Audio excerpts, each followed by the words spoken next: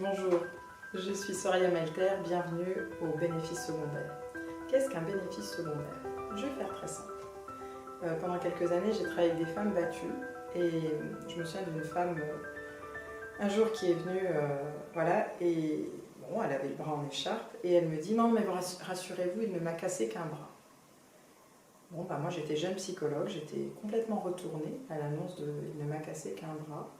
Mais j'ai mis plusieurs mois à accepter, comprendre que pour cette femme-là, c'était plus dur d'envisager, quel que soit son raisonnement pour elle et ses enfants, de quitter la vie qu'elle avait actuellement. Il y avait une forme d'impossibilité. Il a fallu un moment qu'elle n'y trouve plus son compte. Et ça a été très intéressant, parce qu'un jour, elle a eu un coup au niveau de l'œil, et le chirurgien lui a dit « Je vous ai remis 2 fois l'œil en place, la prochaine fois, vous perdrez la vue ». Et ça, pour elle, ça a fait sens. Donc c'était terrible parce qu'elle a dû aller jusque-là. Mais en même temps, ça a fait sens. En quelques semaines, elle a mis en place des choses, c'est-à-dire elle a changé ses enfants d'école, elle a mis ses enfants en sécurité, elle s'est mise en sécurité, elle est allée à la police. Et très rapidement, sa vie s'est mise dans un nouveau sens. Ce que je veux vous dire par là, c'est que c'est pas parce que je suis dans une situation d'inconfort et de souffrance que d'abord j'ai l'impulse pour y arriver, que je peux le faire parce que les faucons et yaka, oui, c'est facile. T'es gros, t'as qu'à moins manger. Nous savons maintenant que les personnes obèses ont une très grande force de volonté. Je ne vous parle même pas des personnes anorexiques. Le schéma mental de volonté est très aligné. Donc ce n'est pas une question de volonté. C'est-à-dire que nous sommes dans un ailleurs. Et cet ailleurs, il est où? Il y a un endroit où je sais que tout m'amène à savoir ce que j'ai à faire, mais y aller comporte un risque énorme. Il est où ce risque? Il est dans l'endroit où je ne contrôle plus.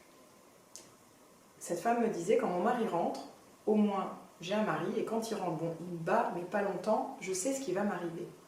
Et je lui disais, mais si vous êtes dans un logement, elle dit, mais je ne sais pas comment je vais être. L'inconnu peut faire partie d'une souffrance qui est encore plus grande que la souffrance connue. Moi j'aime beaucoup cette métaphore, une grande référence pour moi, c'est Indiana Jones.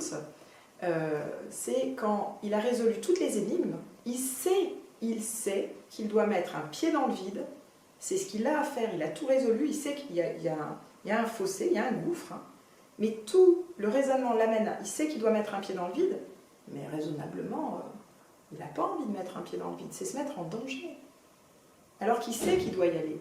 Et ce que je trouve très beau, c'est pour ça que j'amène vraiment les personnes à aussi avoir confiance en elles, en la vie. Parfois, nous ne savons pas, quand nous posons le pied dans cet inconnu de la souffrance, qui va être finalement le premier pas vers le bonheur, vers soi-même. Et bien, Indiana Jones, bon, je ne veux pas vous spoiler la fin du film, j'espère que vous avez tous vu, ça date quand même, mais il pose le pied et le pont apparaît.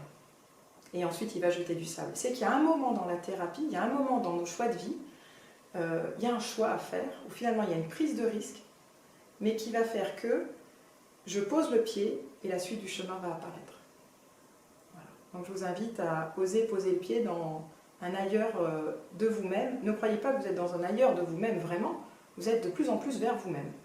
Vous êtes dans un ailleurs de la construction de souffrance que vous avez parfois tout à fait visité.